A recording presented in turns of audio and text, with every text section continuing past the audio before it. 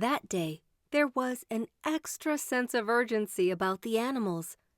The Animals' Council of Curiosity had convened for its annual meeting. The meerkats were responsible for organizing the council, and they were very talented at it. The birds took their place in their allotted branches, and the giraffes, as always, went to stand at the very back. The meeting was chaired by Bonnie Mouse, who began proceedings by striking her mallet 3 times. But Bonnie's mallet was so small, no one heard it. Humphrey Hippopotamus realized what was happening and shouted at the top of his lungs, "Silence!"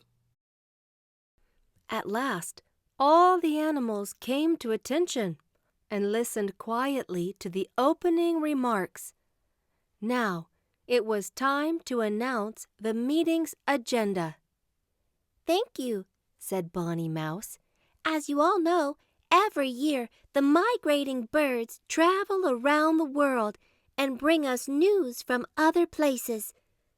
But just as she was saying, "And in line with this news, the subject of our meeting is—" a voice piped up.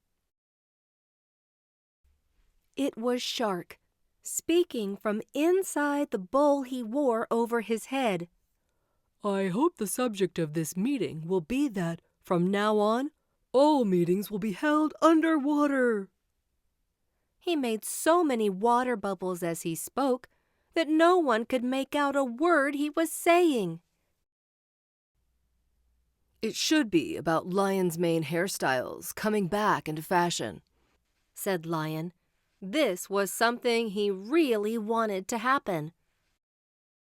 When all the requests had come to an end, Bonnie Mouse explained the actual subject of the meeting. "Humans are impersonating us.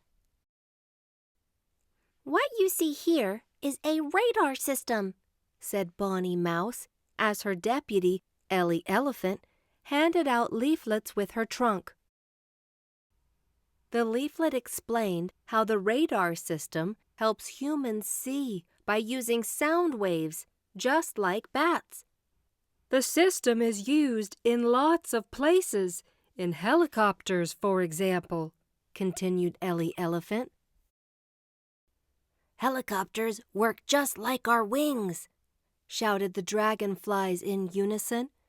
Everyone was in a state of shock. Meanwhile, Eagle had been quietly watching proceedings from his perch high up in the tree, and he was now convinced that the giant pieces of flying metal he sometimes saw up in the sky were not animals at all. "Those strange creatures aren't animals either. They're imposters." "That's right," said Ellie Elephant. "They're called planes." "That's nothing to get upset about. Don't worry about it. Those poor planes can't even flap their wings," said Pelican. All the birds were dumbfounded. As they were chattering over each other, Kingfisher silenced everyone by saying, "They haven't just imitated our wings. They've also used my beak as inspiration for their trains." "Let's leave that for later," said Bonnie Mouse. It was clear that the birds weren't ready to hear that their beaks had indeed inspired the design for the front section of something called a train. Now, you may ask how zebra can climb up a tree like gecko. This is something else that humans have managed to do. Watching everything from a tree, Gecko was so surprised to hear that people had impersonated his sticky feet that he almost fell out of a tree. It would have been the first time in his life that happened. "But how?" he asked, irritated. "Have I inspired them to make special shoes? Aren't they satisfied with just walking? It's not as if they're going to climb into a tree and sleep among the leaves. The hubbub in the forest was getting louder and louder. Chatter was coming from every mouth, every beak, and every trunk. Humphrey Hippopotamus couldn't take it anymore. He threw his arms up once again and shouted, "Silence!" As a member of the research team, Steve Stork brought some clarification to the matter. Biomimicry. And what might that be? Biomini. Biomimicry, repeated Stork Steve. It means designs that have been inspired by nature. The animals fell silent. They were confused, but Steve's calm manner reassured them that biomimicry might not be a bad thing after all. Since the matter of Kingfisher's beak still hadn't been settled to his satisfaction, he asked a question that broke the silence. "So, are you saying that this has nothing to do with my beak?" he asked, examining his beak.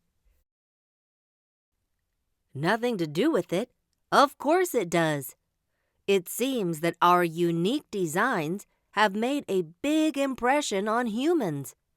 We inspire them to make all sorts of different designs, explained Steve Stork, smiling. Wow, personally, that makes me feel proud. How interesting. That makes sense. I should have realized that when they started copying my hair.